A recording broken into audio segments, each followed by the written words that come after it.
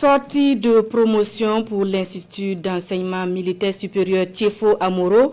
Lancé le 16 septembre 2025, les premiers pensionnaires ont eu les connaissances et aptitudes nécessaires pour renforcer la chaîne de commandement de l'armée burkinabé et de la sous-région.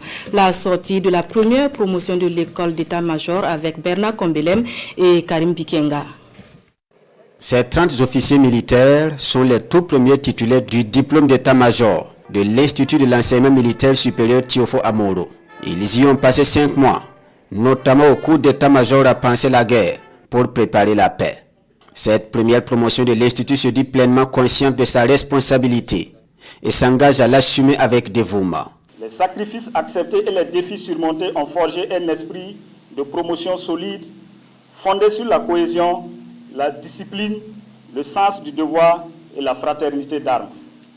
En tant que première promotion, nous portons désormais la responsabilité d'un héritage, celui de l'exemplarité, du professionnalisme et de la fidélité aux idéaux militaires. À l'issue de ce stage, nous prenons l'engagement solennel de servir avec loyauté, intégrité et sens élevé des responsabilités. Nous nous engageons à mettre en œuvre les enseignements reçus avec rigueur, discernement et esprit de sacrifice au service exclusif de la nation et de la défense de son intégrité territoriale. Un engagement résultant des connaissances acquises grâce à des cours théoriques et pratiques. Au-delà des salles, ces officiers ont effectué un voyage d'études au Niger, mais pas que. Bien avant, ils sont allés à Péni et à Numundara, sur les traces de Tiefo Amoro, le chef de guerre dont l'Institut porte le nom.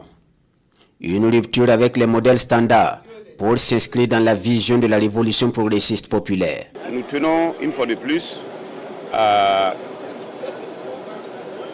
marquer notre gratitude au chef suprême des armées, capitaine Ibrahim Traoré, président du Faso, chef de l'État, qui dans sa vision stratégique a toujours souhaité que nos pays puissent avoir l'autonomie en matière de formation de nos cadres militaires dans nos pays, selon nos réalités socio-culturelles, selon notre environnement géopolitique et selon aussi nos moyens et selon l'adversaire potentiel que nous pouvons avoir. C'est désormais chose faite. Aujourd'hui, c'est une chose, c'est une réalité. Et nous avons fait la preuve que l'impossible n'existe pas. Il suffit tout simplement qu'on y croit et qu'on ait envie d'y aller et qu'on se donne les petits moyens au départ pour y arriver et on arrive toujours. Aux stagiaires, je leur souhaite un bon vent et je leur adresse mes vives félicitations. Ils portent aujourd'hui une responsabilité historique. Être officier d'état-major aujourd'hui dans l'espace AES n'est pas seulement la maîtrise des doctrines, mais c'est vraiment incarner une nouvelle génération d'officiers africains profondément attachés à la souveraineté de nos États. Cette sortie de promotion est également un cadre de distinction au-delà des diplômes et 3 prix sont décernés aux méritants.